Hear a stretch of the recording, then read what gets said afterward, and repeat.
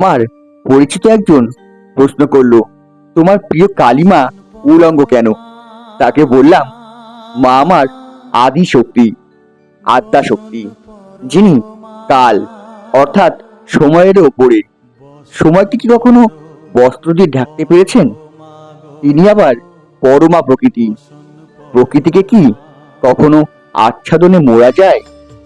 দেবী আমার শক্তি, শক্তিকে কি কখনো আবরণে ঢাকা যায়? তাই দেবী আমাদের উলঙ্গ।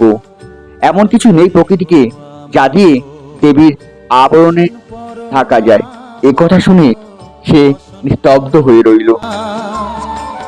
বসন পর পর মা গো, বসন পর মা।